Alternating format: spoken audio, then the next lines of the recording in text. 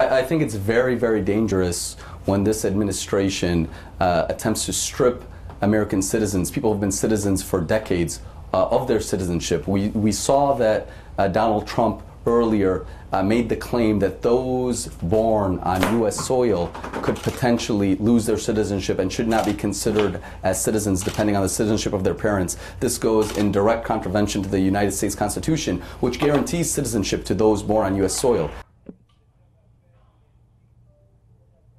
It's absolutely clear that Hoda Muthana was born in New Jersey in 1994. She's a U.S. citizen. She was given a valid passport, and it's really, really troubling to see that decades later now the U.S. government is claiming she wasn't a citizen when in fact she was born on U.S. soil, she was given citizenship, she was given a passport. In Hackensack, New Jersey. She was born in Hackensack. What they're saying is that her father was a diplomat at the time she was born, and therefore the children of diplomats, even born on U.S. soil, do not gain citizenship. That is their position. However, we have the evidence and the proof, and then we've actually already communicated that to the government, that her father ceased to be diplomat months and months before he was born. He was not under diplomatic immunity at the time she was born. He was not, and because he was not afforded and having diplomatic immunity at the time she was born, it's just any other birth, and anybody born on the United States soil is a U.S. citizen. Okay.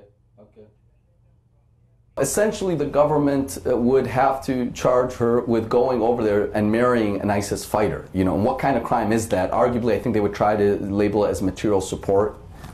They may go after the tweets that she allegedly wrote. Now listen, we don't know which tweets actually were from her, and again, those tweets are horrific, they're disgusting, but they actually remind me of many of the tweets that my office gets regularly by people saying all Muslims should be killed. And those people aren't prosecuted, and they don't spend years in jail at all. And I think Hoda, in that sense, is another victim of Daesh. She resents them, she hates what they brainwashed her into becoming, and she honestly is tremendously relieved now that she sees the light and is speaking out against them. I think in a sense it's very cathartic for her that she's finally lifted this burden off her shoulders. She's seen how misguided she was, and she just realizes how much she doesn't know. She's speaking about herself. She said that when she went, she was very ignorant and arrogant and angry and thought she knew it all. Americans break the law, and the great thing about America is that we do have due process. When people break the law, we have a legal system to handle those kinds of situations and hold people accountable, and that's all she's asking for. She's willing to be held accountable with our legal system. And I think the big concern right now is if we're saying she's not a U.S. citizen and she's not subject to U.S. jurisdiction, that simply opens the door for her to start a completely new life as a refugee in Turkey, perhaps. I think the United States can use her to speak out to protect other young women from becoming victims of sex trafficking and violent gangs and brainwashing. And she wants to make amends, so it boggles my mind that the U.S. would just leave her.